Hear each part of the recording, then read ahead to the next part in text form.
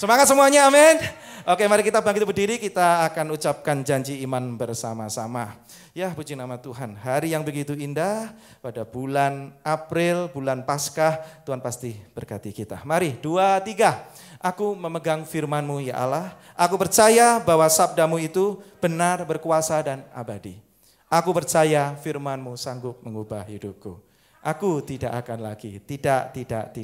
Tak akan pernah lagi seperti yang dulu di dalam nama Tuhan Yesus. Dengan senyum katakan amin kepada kiri kanan kita. Bapak Ibu, saya punya satu topik yang sangat begitu menarik ya. Saya kasih judul, bagaimana cara kita memperoleh keluputan. Ada satu tempat di tanah perjanjian yang dinamakan Sela Hamalekot. Kalau Bapak Ibu sekalian berangkat ke tanah perjanjian, Bapak Ibu nanti akan dibawa ke sebuah padang gurun dan tour guide mereka akan mengangkat topik ini. Topik yang sama yang akan kita bahas. Di mana di situ ada sebuah tempat ya yang sangat begitu terkenal. Ada sebuah bukit yang mereka sebut itu bukit atau gunung batu keluputan. The Rock of the Escape. Kira-kira begitu. Dan mereka sebut tempat ini adalah Sela Hamalekot.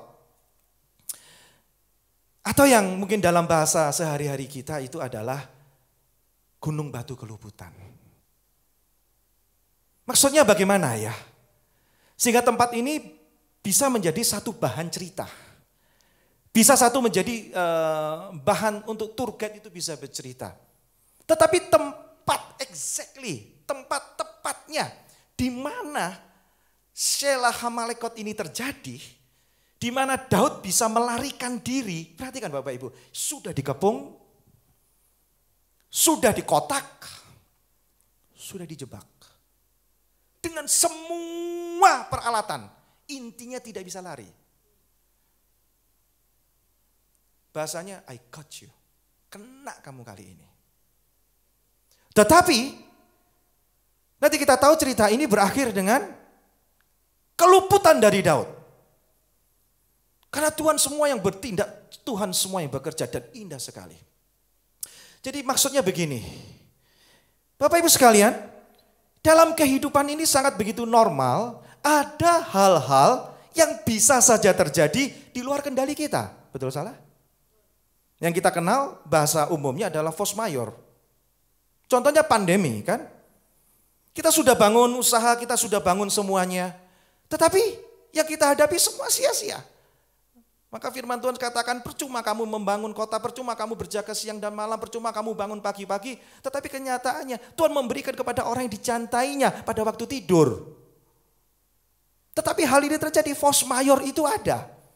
Kita sudah hati-hati mungkin, tetapi hal terjadi.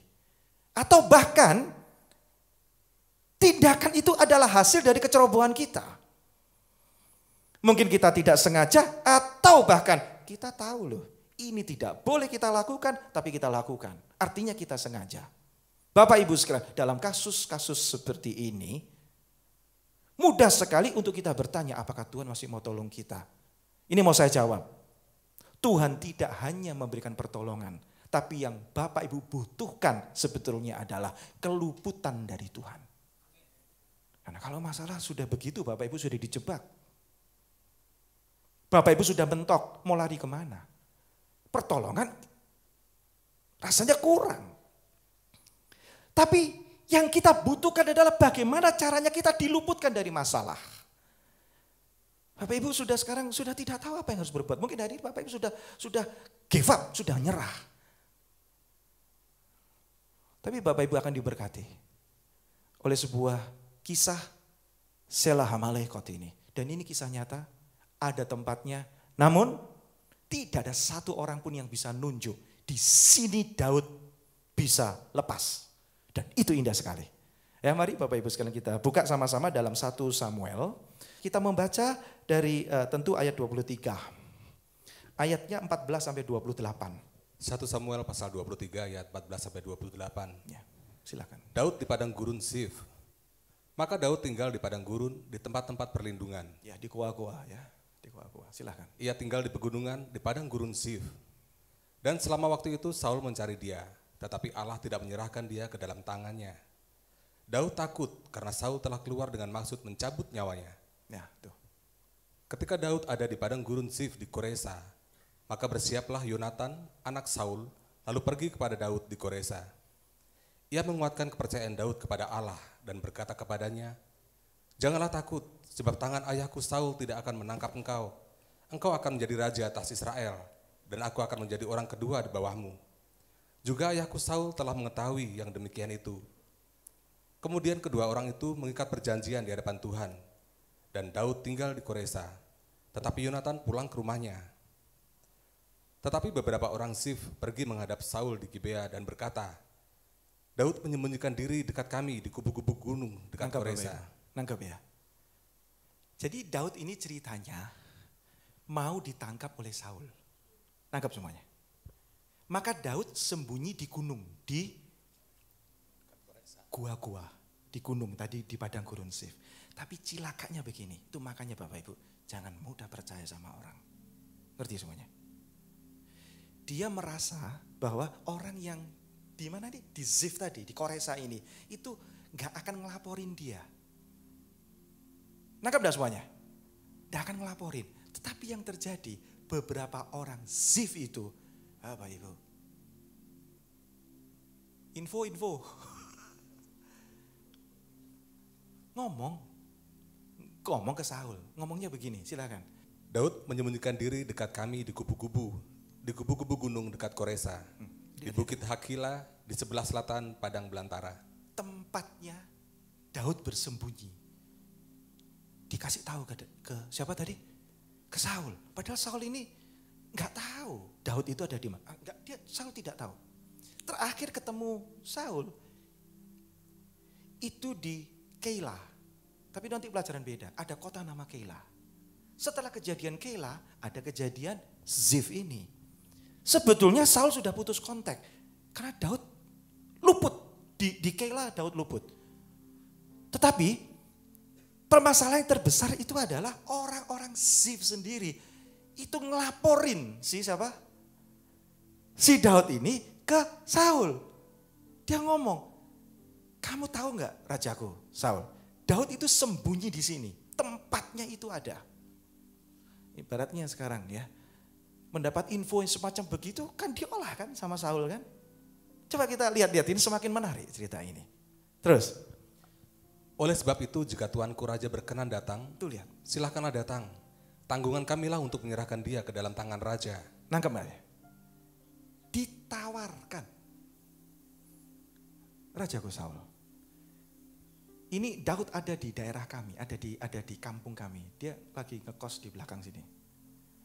Kalau ini digerebek dia nggak bisa lari ini. Bahasa plat AG-nya ora iso mlayu, ngono lho Bapak Ibu sekalian.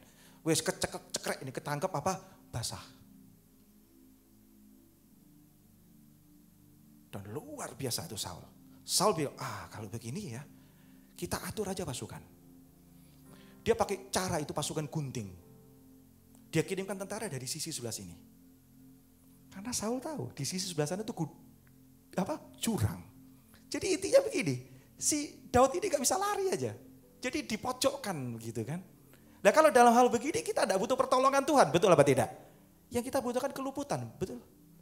Dalam hidup kita juga sama. Mungkin kita dipojokkan, mungkin kita tidak tahu caranya. Bahkan Daud sendiri berkata, dalam hal seperti ini, kuda yang tangkas pun, kuda perang yang dapat kita andalkan, tidak itu semua sia-sia, tidak bisa membawa kita kemenangan. Ini pantun yang indah, pelajaran yang indah. Makanya anak-anak muda di sini harus juga pelajari ini. Kuda itu harapan yang sia-sia untuk mencapai kemenangan. Bahasa saya begini, kuda itu untuk diajak berperang itu dapat diandalkan. Tetapi kalau waktunya hari buruk, namanya hari sial, bahasa plat AG-nya apa? Dinone apes. Mau pakai kuda, mau pakai hammer, mau pakai apapun juga tidak bisa lari. Betul apa tidak? Kuda adalah harapan sia-sia untuk mencapai kemenangan. Yang sekalipun besar ketangkasannya tidak bisa memberikan apa? Keluputan. Lek waya apes ya kowe kena. Betul apa tidak? Yang semangat semua katakan amin. Betul apa tidak? Kita alami.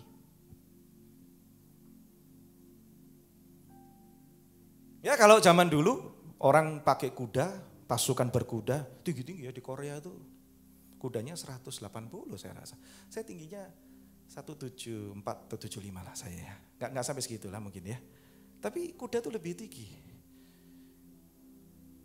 Bayangkan kalau saya punya kuda 10.000 kuda, itu udah tenang ya sebagai pasukan. 1000 tahun yang lalu saya ngomong. Kalau Amerika punya 100.000 Humvee, Bapak Ibu tahu gak? Jeep yang Humvee, Hammer tahu kan?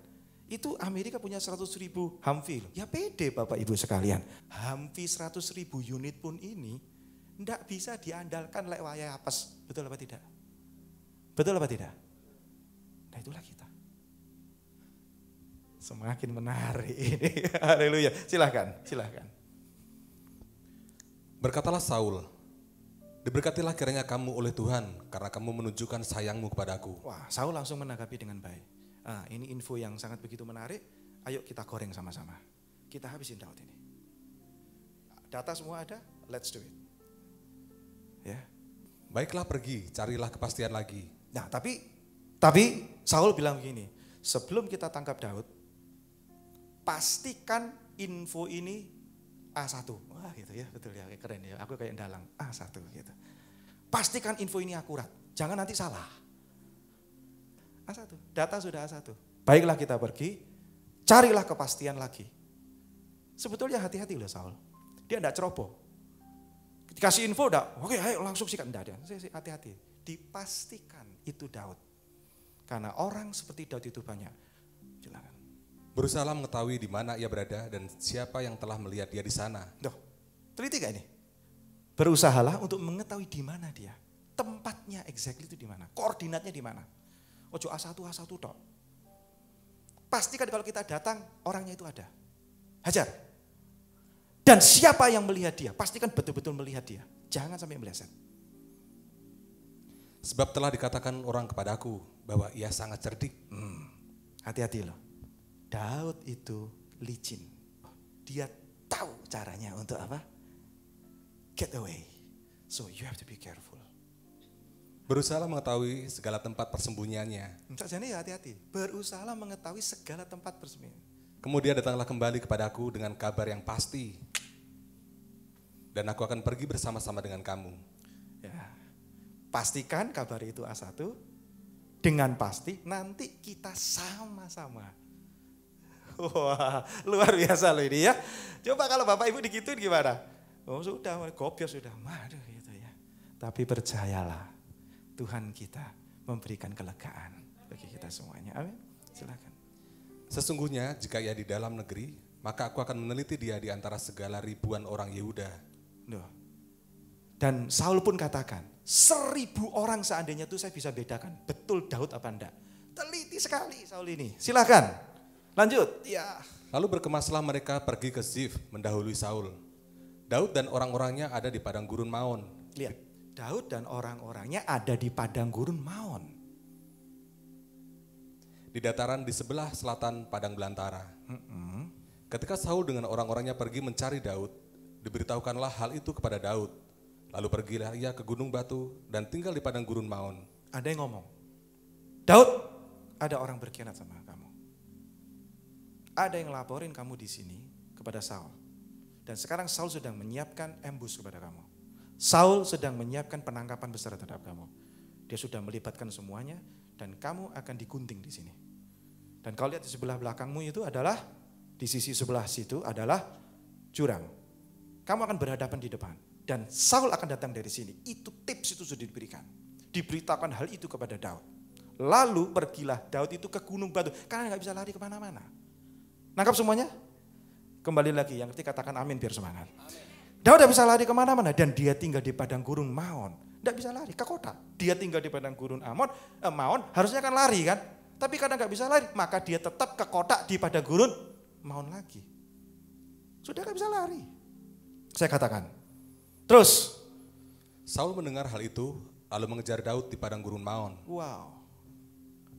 Saul berjalan dari sisi gunung sebelah sini dan Daud dengan orang-orangnya dari sisi gunung Bapak Ibu sebelah nangkep nggak? sana. Saul berjalan dengan pasukan dari sebelah sini nih. Nangkep ya? Karena di sebelah kanan ini jurang gitu guys. Kalau Daud lari ke situ dia masuk ke jurang. Maka yang dilakukan oleh Saul ini orang ahli perang. Ini orang yang punya strategi dan dia tahu kontur karena dia raja di situ sudah 40 tahun dia menjadi raja. Bukan waktu yang singkat toh. 40 tahun berkuasa, seorang penguasa 40 tahun kan, bayangkan. Seorang jenderal perang dan dia mengerti, orang ini orang ngerti. Kalau saya ambil dari sini, ketangkep nih orang. Dan itulah kita. Terkadang kala dunia itu sudah tidak menyediakan bagi kita untuk bisa lari saja. Kita lari kepada Tuhan pun sudah tidak mungkin bisa. Yang terjadi adalah panik. Bapak Ibu cuma panik aja kalau sudah begitu. Bapak Ibu tidak tahu apa harus berbuat. Bapak Ibu merasa Tuhan tinggalkan di padang gurun maun ini. Bapak Ibu tidak merasa, Bapak Ibu tidak akan pernah bisa tenang. Bapak Ibu nggak mungkin bisa tidur, betul apa tidak? Hari-hari kau berpikir bagaimana caranya melarikan diri. Tetapi yang mau saya katakan sini, percuma kau pikir. Karena keselamatan itu tidak bisa kita upayakan. Tapi kalau Tuhan yang bertindak, dia bisa memberikan keluputan bagi kita. Lihat ending story ini. Lihat cerita ini sampai 3.000 tahun cerita ini masih diceritakan di anak-anak Israel. Syalah Amalekot. Bahkan ada lagunya. Ada lagunya itu. Silakan Pak, nanti kita selesaikan. Daud cepat-cepat mengelakkan Saul. Tetapi Saul dengan orang-orangnya sudah hampir mengepung Daud. Tidak bisa, mau lari kemana, mau mengelak kemana. Sudah hampir mengepung, sudah di sini. Saya ke sini, sudah jatuh. Ya sudah tinggal, oke, that's it. Kecrek, tangkap udah. Mau apa lagi? Nangkap Bapak Ibu semuanya? Itulah kehidupan kita terkadang kala. Kita dipojokkan. Terus. Serta orang-orangnya untuk menangkap mereka. Yes. Ketika seorang suruhan datang kepada Saul dengan pesan, Nah ini segeralah mundur. tiba-tiba anehnya begini. Lah ini loh. Semua planning sudah dibuat, ambush sudah dilakukan, penyergapan sudah ditata dengan baik itu Pak ya. Tiba-tiba ada orang suruhan dan nggak tahu orang ini dari mana. Orang suruhan ini datang kepada Saul dengan pesan yang sangat berbeda. Pesannya itu kira-kira begini, silakan Pak dibaca, segeralah, oke. Segeralah undur, sebab orang Filistin telah menyerbu negeri. Nah, nangkap gak? Suruhan ini ngomong kepada Saul, Rajaku Paduka Saul, segera mundur, udah jangan diteruskan ngejar Daud. Ini cuma tinggal selangkah lagi, udah ketangkep kan? Ya pasti Saul tanya, lo kenapa kok kita mundur? Sudah tinggal sedikit, saya selesaikan dong. Tidak bisa, karena ibu kota sudah diserang, ada pasukan liar di ibu kota.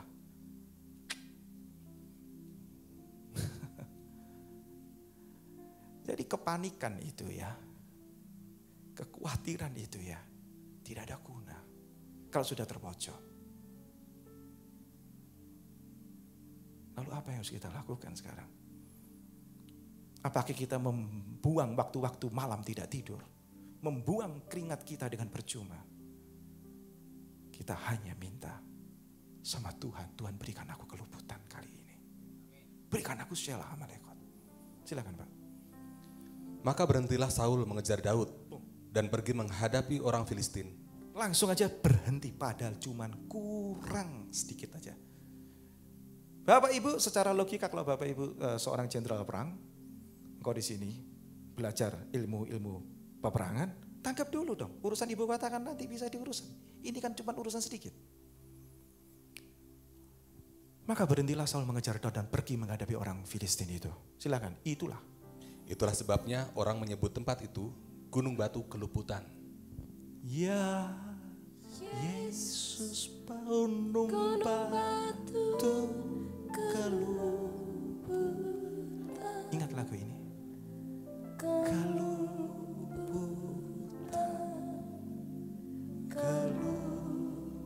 Ingat lagu ini.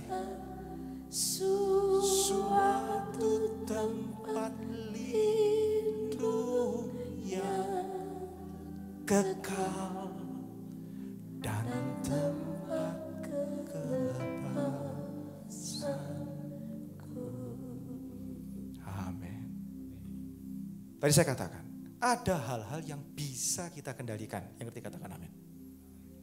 Amin. Tapi ada hal-hal yang terjadi yang tidak dapat kita kendalikan.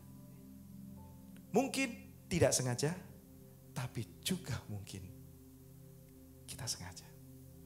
Tetapi intinya begini, kalau sudah hari buruk, kalau sudah tiba, apa bahasanya, bahasa Plataginya apa? Apa sih? Dino apes. Tahu nggak hari apes, hari sial itu apa sih Bapak Ibu? Bukan salah milih weton loh, bukan loh ya. Ya jangan baca itu nanti apa tafsir mimpi. Bukan. Bapak Ibu tahu nggak hari apes bagi Kristen itu apa? Tahu nggak artinya apa?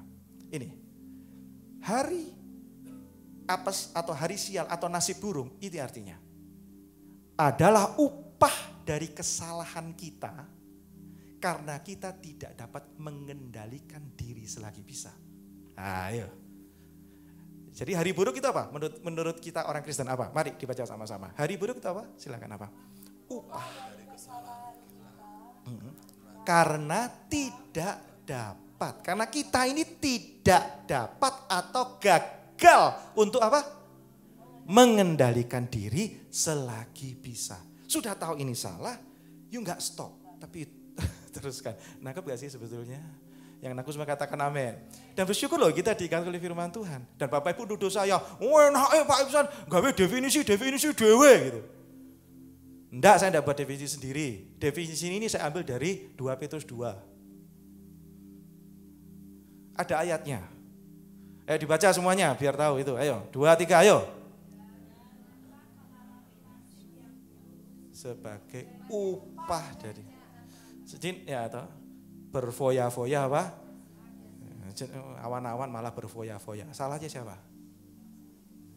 Amin. Padang jinglang kita lakukan. That's it. You kena. Salah siapa? Salah kita. Kamu semuanya ngerti katakan amin. Ya, mereka anggap itu sebuah apa? Kenikmatan. You have to stop. Terus lagi apa? Mereka adalah kotoran dan noda. Sudah tahu, aduh bahaya ini kan. Jadi saya katakan begini, oke kembali lagi ke terminologi biar gampang ini ketahuan, ini 2 Petrus 2 ya. Tapi ingat aja terminologi yang saya buat ini, saya pikir dan ini saya singkat sendiri. Jadi hari sial itu apa? Dino apes itu apa? Hari kesialan itu apa? Hari buruk itu apa? Hari buruk, ayo. Hari buruk itu adalah upah dari kesalahan kita. Karena tidak dapat mengendalikan diri selagi bisa. Yang Bapak Ibu butuhkan adalah apa? Selah Hamalekot. Tetapi begini ya, kalau kita runtut ya, Selah Hamalekot ini ada di mana sih? Tetapi ini yang saya tahu Bapak Ibu, tidak ada satu orang pun yang bisa menunjukkan tepat di mana Hamalekot itu. Tidak ada. Tidak panjang Bapak Ibu, Selah Hamalekot itu bukit ini gak besar. Tetapi ada sebuah kayak celah begitu. Lalu saya berpikir ya, kalau Selah Hamalekot ini sendiri tidak tahu tepatnya di mana. Bagaimana kita orang modern hari ini mau bercerita, mau berkhotbah, itu gimana caranya coba? Tapi saya dapat hikmatnya itu begini ternyata. Meskipun mereka tidak dapat menunjukkan exactly tepat di mana Selah Hamalekot itu ada, tapi ternyata Tuhan berbicara kepada kita, Selah Hamalekot itu can be anything. Malam hari ini pun bisa terjadi Selah Hamalekot dalam hidup kita. Malam ini. Maka tadi itu hal yang indah sekali. Bapak Ibu diberkati gak hari ini? Mungkin kita hari ini bukan mencari pertolongan. Kalau mencari pertolongan itu terlalu ringan. Berarti semuanya semua katakan amin. Tapi yang kita butuhkan hari ini apa? Berikan aku Tuhan apa? Keluputan itu. Kalau Bapak Ibu terima keluputan, semua lancar. Lalu apa yang perlu kita lakukan? Ayo kita berkaca, Daud melakukan apa? Tidak melakukan apa-apa Daud. Hanya rest. Modal Daud cuma satu, apa? Manut sama Tuhan. Dan itu ditulis di Mazmur 33 di ayat sudah 17. Dia katakan kalau kuda itu sia-sia untuk kita harapkan untuk mencapai kemenangan. Meskipun kuda itu tangkas. Tetapi ada satu kelebihan bagi orang-orang yang apa? Yang manut sama Tuhan. Karena mata Tuhan itu tertuju kepada orang-orang yang manut sama Tuhan. Saya menerjemahkan kata takut itu manut. Tinggal mengubah T jadi M, K jadi N aja. Mata Tuhan itu tertuju kepada yang apa? Manut sama Tuhan. Lalu manut itu apa ya? Manut itu enggak memelukai hati Tuhan. Aku sungguh-sungguh sama Tuhan, manut sama Tuhan. Mata Tuhan itu melihat apa yang kau kerjakan. Dan tidak perlu kau minta tolong. Tuhan berikan keluputan bagi masalahmu. Tidak perlu kau teriak minta tolong. Tidak perlu kau menangis. Tidak perlu kau tetes air mata. Tidak perlu kau membuang waktu malam-malam percuma untuk takut. Bagaimana kalau sampai terjadi? Bagaimana kalau ini sampai? Bagaimana kalau Bapak Ibu bisa, otak itu sudah kemana-mana, betul ya? Bagaimana kalau saya tidak bisa ini? Kalau kita hutang contohnya, bagaimana kalau saya tidak bisa bayar? Bagaimana? Ada keluputan dari Tuhan. Bagi saudara sudah tidak ada. Keluputan itu ada. Bagi Saul nggak ada keluputan, karena Saul nggak manut. Tapi bagi Daud ada keluputan, dan saya percaya kalau Tuhan tolong saya, seperti lagu tadi, Tuhan pun tolong kamu juga.